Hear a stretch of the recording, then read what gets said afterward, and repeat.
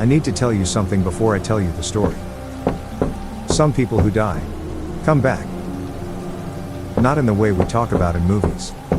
Not dramatically. Not with any warning. They just show up at the door, smiling, like nothing happened. And the terrible part is that you let them in. Because they look right. They sound right. They know everything they're supposed to know. But something is wrong. And you can't explain it. You just feel it. This is the story of Sarah Malik and her husband James, who died on a Wednesday and came home on a Friday. James Malik died at 6:47 p.m. on a Wednesday in October. Head-on collision on the highway. The other driver ran a red light. James never saw it coming. Sarah got the call at 7:15 p.m. She was making dinner. The pasta was still on the stove when she left. It was still there when she came back. 3 hours later. Alone. The weeks that followed were the kind that don't have shape. Days blurred into nights. People came and went. Food appeared in her fridge she didn't remember buying. Her sister moved in for a while. Then moved out. Then called every day. Then every other day. Then once a week. That's how grief works. The world slowly turns back to normal. Even when you can't. It was a Friday night, 6 weeks after the accident. Sarah was sitting in the dark, watching television, without watching it, when someone knocked on the door. She wasn't expecting anyone. It was past 10. She opened the door, and James was standing there. He was wearing his gray jacket, the one she had given to his mother after the funeral. He was smiling. He looked exactly like James. Sarah closed the door, stood with her back against it, heart going so fast she could feel it in her teeth.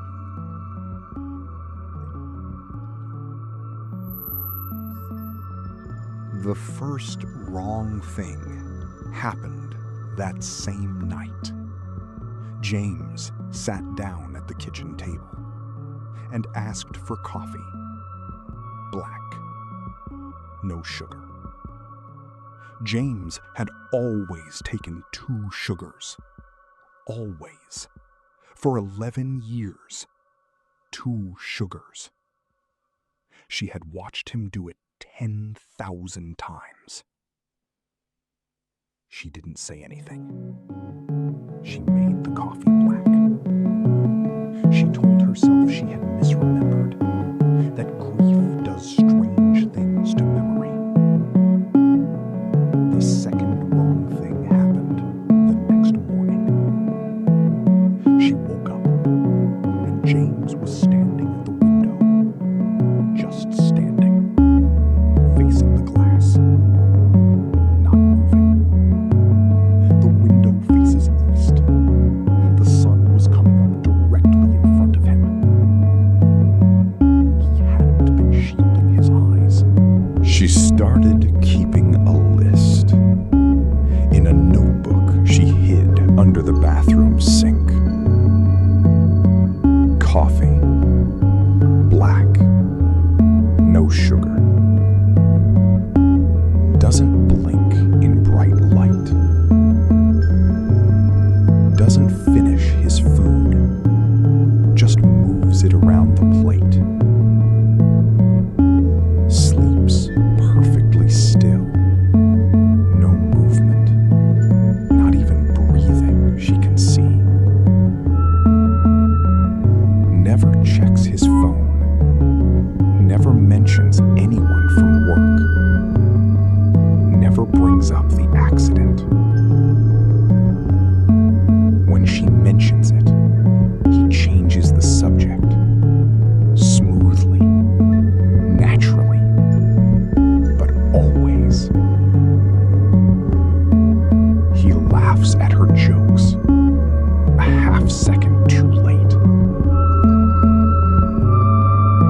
told herself she was losing her mind, that grief had broken something in her.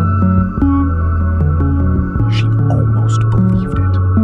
3 weeks after James came back, Sarah called his mother. She didn't know what she was going to say. She just needed to hear someone else's voice.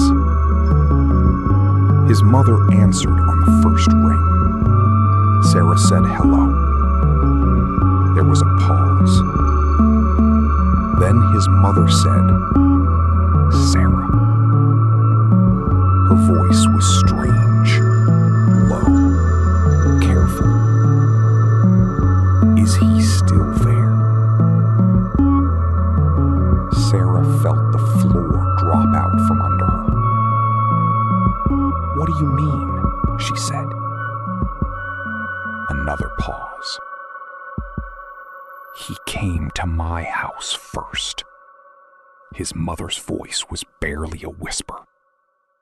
3 days after the funeral, he knocked on my door at night. He was wearing his gray jacket, the one I buried him in. I didn't let him in. I didn't open the door. Sarah looked up from the phone. James was standing in the kitchen doorway, smiling, watching her. She doesn't know how long he had been there. She lowered the phone slowly. "Who was that?" he asked.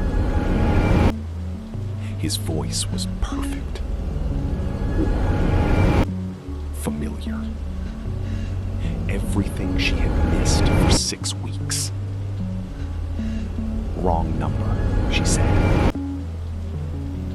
He nodded, went back to the kitchen, started making dinner. She stopped sleeping in the bedroom. She told herself it was because of the mattress. She stopped cooking dinner. She told herself she wasn't hungry. She stopped looking at him directly. She told herself she was just tired. But really, she was afraid of what she might see if she looked too closely. She's still thinking about it. Last week, her mother called. She said she'd been going through old photos on her phone. Photos of James. And she'd noticed something strange. A figure in the background. In photo after photo. Always there. Always watching. She asked Sarah if she'd ever seen anything like it. Sarah told her no. She said it was probably just a lighting artifact. She didn't tell her mother to stop looking. She probably should have. That's the end of tonight's story. If someone you lost ever comes back, look carefully before you open the door. Ask yourself, does something feel wrong? Because if it does, trust that feeling. This is UNHOURED Stories. New stories every week in the hours that don't have names. Sleep well, or don't.